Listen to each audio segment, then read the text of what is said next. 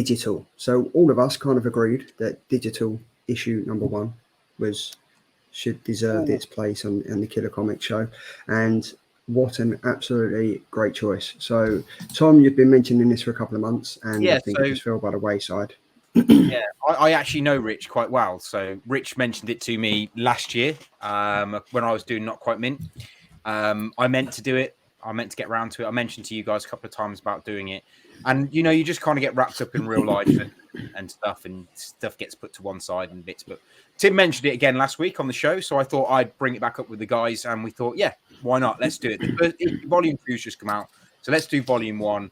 We'll then do Volume 2, and then we'll help the Kickstarter for Volume 3 so we can get it out there, guys, because it is fantastic, and it's amazing that these guys have put this all together. So you've got Rich Watkins and Zachary Hanna on writing, and you've got Flavolo Pop on the artwork for this. And yeah, it's amazing. I think it's I'll tell you what, I'll give you my review after you guys have done yours. So let's start with the Oracle. I think the Oracle should go first. Oh dear, no pressure. No pressure. Listen, Rich sent me a message saying, do you want to have a read at this? Here's issue number 1 and number 2. Now, I've not read issue number 2. I want to savour it so that my review is just focused entirely on this. My first reaction to this is, why have I not heard about this before? Like, why? And I felt actually annoyed after reading the comic because, like, I dug a little bit deeper and I seen that Rich and the guys have, well into issue 2. They've got funded through Kickstarter, and they were also at Thought Bubble last year. And I just felt like I've missed an opportunity here to get to find out more about this. So I think the lesson learned that I have from all of this before I go into the review is that, if anybody out there is doing a Kickstarter for a comic or wants us to review or read it, then drop it into our inboxes, DM us or whatever you need to do, and we'll be more than happy, because as much as we like to do the indie, the DC and all the rest of it, it's this create our own stuff, because these guys are doing what we would love to do. We've all imagined, and maybe even Tom's going to be doing it very soon, but we've all imagined writing a comic, doing the artwork, doing the colour work, and just getting something out there. And these guys are doing that. They're living the dream effectively. So kudos to those guys for doing that first and foremost. The synopsis for this book is that the last 3 free humans stared down at Earth from space. To return would mean certain death. Their only option is what lies beyond, which I love. It's kind of a short and sweet, doesn't give too much away. Now, this Kickstarter, they were trying to raise £2,500, I believe it was, and I think they get 140 backers, and they raised over £3,200. So that tells you everything you need to know. They had the support, and that's not an easy thing to do. So that kind of tells you, that there's definitely enough interest in this book. Let me see what it's all about. Issue number 1, you open that first page and you're dropped literally right into the middle of a battle scene. And the first thing that took my breath away was the quality of the artwork, the colour work. This didn't feel, and this is no disrespect to Kickstarter books, but there's levels here, there's quality levels here. This book could have had an Image publisher badge on it, and I wouldn't have taken a second guess. I wouldn't have been surprised. It could have even had any of the other indie publishers on it, but it didn't. This is create our own. This is a Kickstarter book, and we become aware in that first panel how kind of that desperate situation that these guys find them in, and it's as the story develops, it's clear that they actually don't know each other, and they're 3 very distinct characters, a little bit like us here, and it's like they all have their own qualities, but they also have their own what's the word I'm looking for, downfalls, and it almost feels, and you didn't get too much in this issue, and that's why I'm really looking forward to issue 2, is that we'll find out a little bit more about these characters' dynamic, and I almost feel as if these characters will end up helping each other. So the qualities that each of them have will be able to help the downfall of the issues that some of them are dealing with. This is full on, like, I get if you like Saga, like a lot of people go, what's it like? What would you liken it to? If you've read Saga, I get pure Brian K. Vaughan vibes from this book. I don't know if you guys did. That's the kind of a feeling that I got. There's essences of Alien. There's definitely like Alien fans who have been involved in this, because you've got little like even some of the panel work at the end of this issue, which we won't spoil. At the end of this issue, there's a particular page, and it just felt as if I was watching one of the Alien movies, which is a good thing, an absolute good thing. As I say, the artwork was fantastic. The first couple of pages has distinct lettering in it, and I'd be really interested to see what Tom thought about this in particular. I found that lettering sometimes hurt my eyes when I was trying to read it, and it almost slowed down the pace that I think they were trying to achieve in the first couple of pages of this book. So that was my only small criticism of it, is that the lettering, it's kind of that scratchy writing. I kind of had to slow down and sort of read it 2 or 3 times before I could understand what it was actually saying. But I can understand why it was used, because it was very in keeping with the vibe and the theme of the story. I'm going to let the other guys go into the middle of the book and the ending of the book. But for me, I just like to say hats off to all the creators. I don't need to say nice things about this book. I don't need to say nice things about the creators. I'm very, very honest when it comes to my reviews, maybe a little bit too honest sometimes. But I just like to say thanks to Tim Hobgoblin for pointing us in the direction of these guys. Thanks to Rich for sending the books, which we will be doing a giveaway. I've not thought what we're going to do, but we will be giving these books away. And hats off to you guys. You're living the dream. You're doing what you need to do. And for me, this book this was beyond a killer for me, because this book is a Kickstarter, and it doesn't have the same support and the same market and the same PR drive as all the other books I've got. And it's doing all this on the back of hard work and putting the grind in, going to the conventions and putting the books in front of people's noses.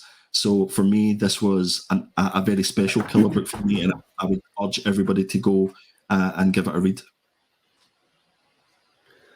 So Tom's obviously going to give his review, but I have to say, you could drop this in a comic book shop with Image and Dark Horse and stuff like that, and it ain't out of place. The artwork is phenomenal. I love the story, and I can't believe we didn't see this at Thought Bubble. I'm actually quite gutted that we didn't see this at Thought Bubble. If Rich is watching, or one of the guys, are you thinking about going to Thought Bubble this year? I'd be really interested to see if you're getting a table to promote digital issue number 2. Let us know. I don't really have any words for this comic. I seriously enjoyed it. I thought the artwork was incredible. I thought that the writing and the narrative and the character direction and the evolution of the story and the characters and everything behind it was amazing. And I just have to take my hat off, because Kickstarter books, some fail, some don't take off, some aren't as good as others. This is amazing. Like as an indie Kickstarter comic, for me, this is probably one of the best ones that I've read. That's my own preference, and that's mine. But you can see that in how much it's been backed. Do you know what I mean? And I really do think it's a really enjoyable comic. And if people have backed it and they've got the issues of it and they've been able to read it, you're going to enjoy it, because it's great. It really, really is. The one thing I do have, and it's just a small thing, was one of the characters with the stutter. I found that sometimes it was a bit too much.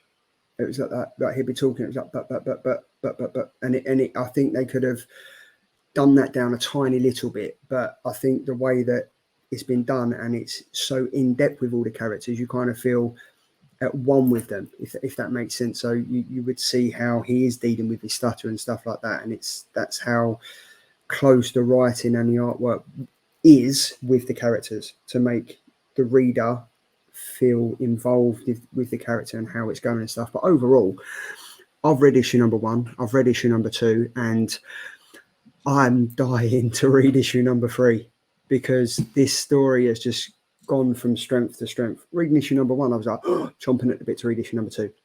Reading issue number 2 with what happened in it, I'm not going to go into it, but I need to read issue number 3, and to get that from a Kickstarter comic is amazing. This has all been done.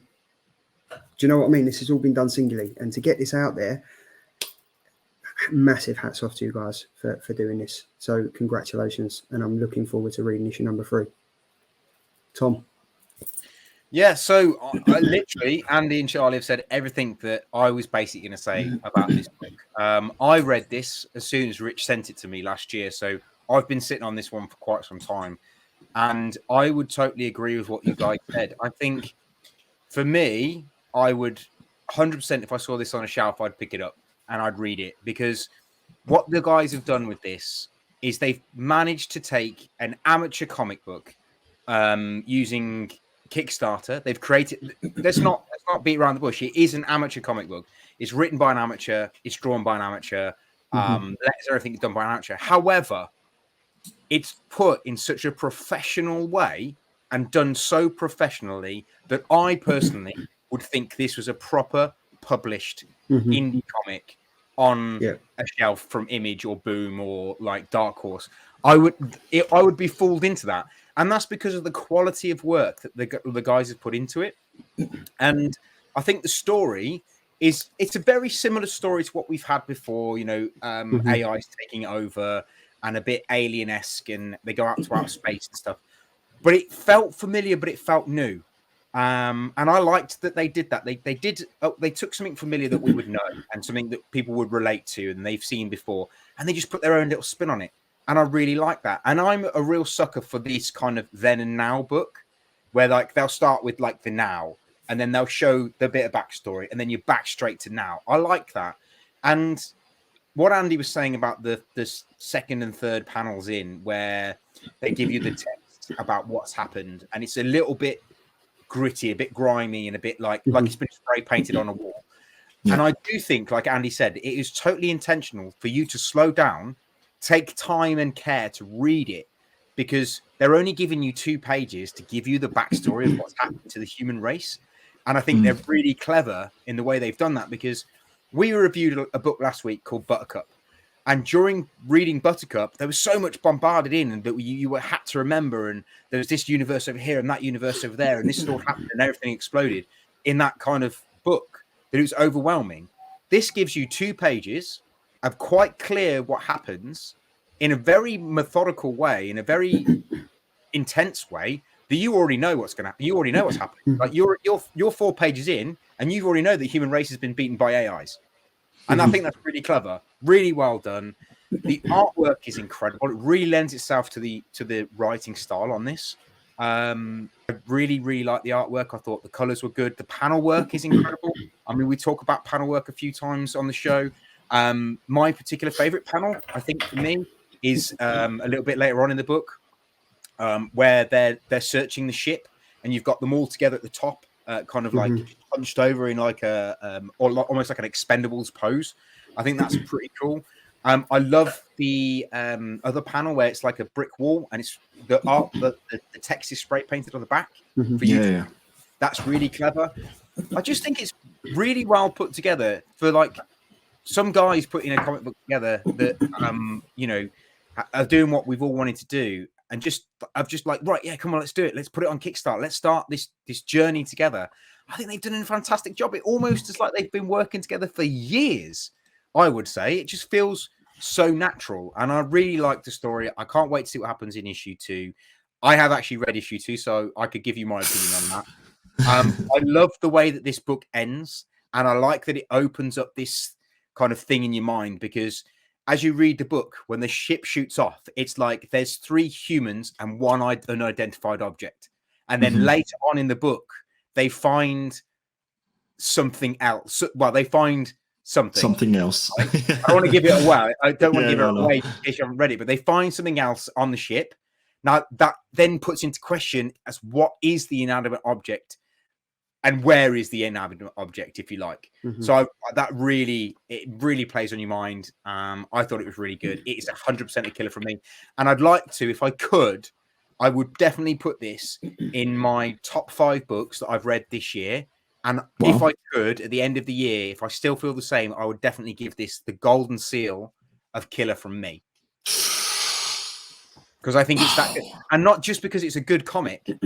It's the work that's gone into it. Like you said, like these guys have gone around the comic book, gone around like the circuit, drilling it, throwing it around. But it's gone under a lot of people's radars, like Andy. I mean, I have mentioned it a couple of times to the guys, but it has gone under the radar. These guys have only got 2,000 followers on Instagram, which is an absolute shame. And they need more. So I would say to you guys, if you're watching this, go and support them. Follow them on Instagram. Share them with your friends. If you don't like the book, I would still share it with your friends and get them to read it. Give their honest opinion, because it all helps. Positive, negative, as long as it's constructive criticism, these guys will take it. We all love constructive criticism as long as it's constructive. So I would go out. Go on, mate. Carry on. I was just going to say, to tie into what you've done, if the review of issue 1 isn't enough, we've also got this for you as well, so I'll play it now.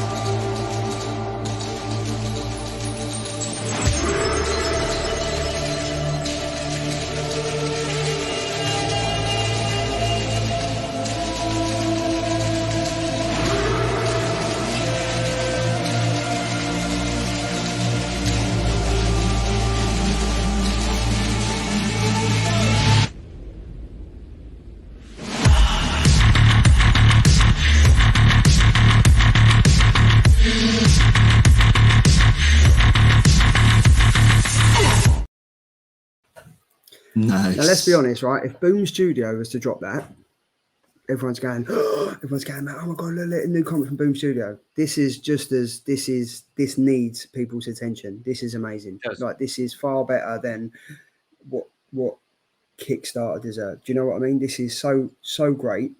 So I can't push this comic enough. And we're not on commission, but this comic's awesome. No. So pick it up.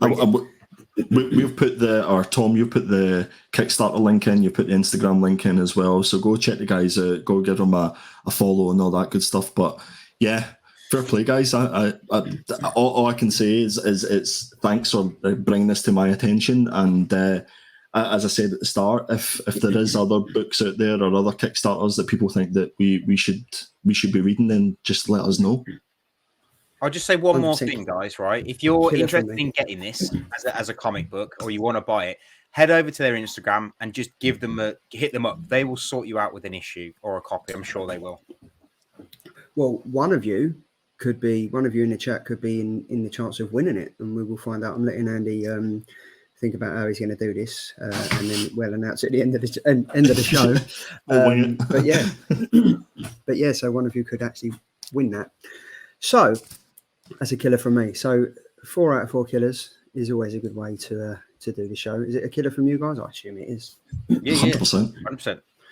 100%. So before we move on to the next section of the show, let's have a quick look at the Who Wins cover of the week. So in third place is Tom with the Poison Ivy Dan Moore at 29%. In second place is Charlie with the Poison Ivy Sherdsy at 31%. And Andy has literally just taken over and is Jock Batman at 42%. I don't know if Andy's just jumped on his 27 other accounts, but that's just shot up quite significantly. But there we go. I was winning like 10 minutes ago. That's the power of Jock, I guess. That is definitely the power of Jock. Jock's full there we go. Porn.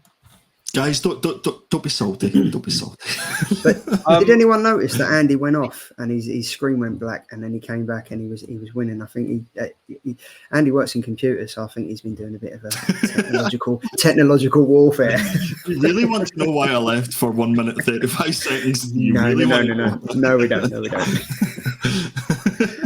But this show's just great. When you get comics like this, when you get like the chat buzzing and stuff like that, it's been great.